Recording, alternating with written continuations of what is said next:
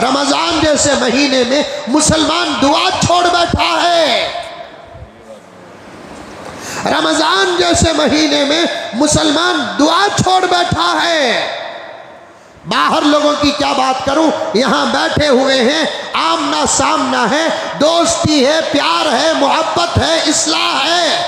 आप ही से मैं पूछूं कि हमने कितनी दुआएं की अब तक, कितनी दुआएं की, दुआ में कितना वक्त लगाया, क्या क्या मांगा अल्लाह के पास। या तो सोने में रमजान गुजर रहा है, या तो खाने में वक्त गुजर रहा है, या तो चुन खाने में वक्त हमारा गुजर रहा है। टोलियां टोलियां बनाकर रात के 11 साढ़े 11 बजे अपने अपने मोहल्लों से बाहर निकलने वालों पर अल्लाह की रहमत कहां से नाजिल होगी। आप लोग अमल करो कि ना करो, हमारा काम बोलने का, हम बोलते रहेंगे। वो इलाके जो मुसलमानों के मशहूर हैं और उन इलाकों में मुसलमानों की राजनीति भी है। इन इलाकों में अगर रमजान की बेहुरमती होती है तो उन इलाकों के जिम्मेदार और सियासी कायदीन भी अल्लाह के अजाब से नहीं बचेंगे। तवज्जो से जुमले को सुनो।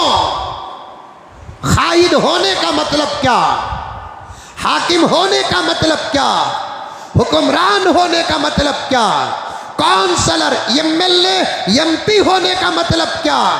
सिर्फ दुनिया का साहिरी हाल संवारना है या कुछ और खिदमत भी करना है।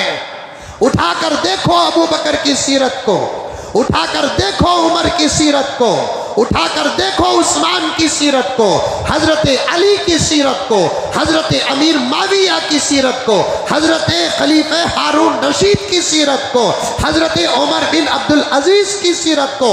हजरत उमर की सीरत तो बड़ी वाज़ेह सीरत है, जहां हजरत उमर मसनद में बैठकर जाहिरी खिलाफत की बागडोर संभालते थे, वहां हर इलाके के गवर्नर के पास खतों को भेजते थे, जवाब मंगाते थे। खतों का मजमून क्या होता था समझो मेरे प्यारो, ये आवाज हर मुसलमान काउंसलर तक चले जाए, ये आवाज हर मुसलमान एमएलए तक चले जाए, ये आवाज हर मुसलमान एमपी तक चले जाए।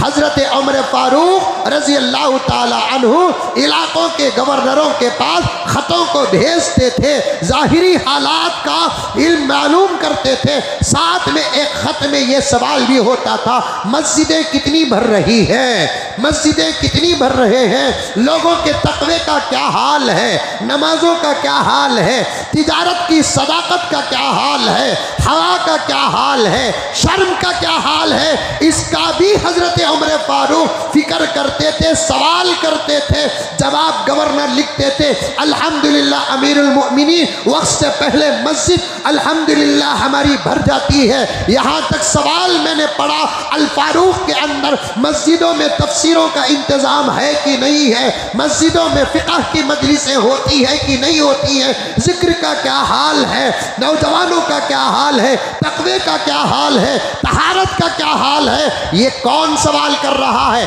शेखुल हदीस सवाल नहीं कर रहा है, मुफ्ती आज़म सवाल नहीं कर रहा है, खानखा में बैठने वाला पीरो मुर्शदो मुर्शिद सवाल नहीं कर रहा है, वो अल्लाह का बंदा सवाल कर रहा है जिसका एक रुख हुकूमत का है, दूसरी रुख इस्लाह का है। आज ऐसे हजरात दुनिया के अंदर मौजूद हैं, लेकिन उनको जरा भी फिक्र नहीं हो रही है। इसीलिए मैंने बड़े डंके की चोट में कहा, वो इलाके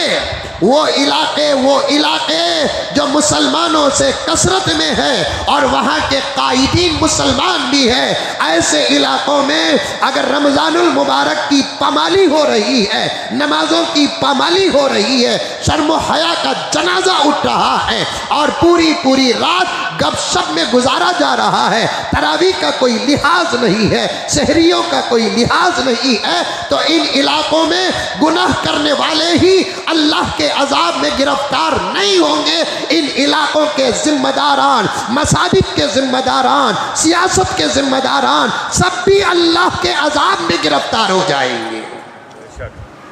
और ये नहीं मालूम कि अल्लाह का अजाब इन लोगों पर किस शक्ल में आएगा।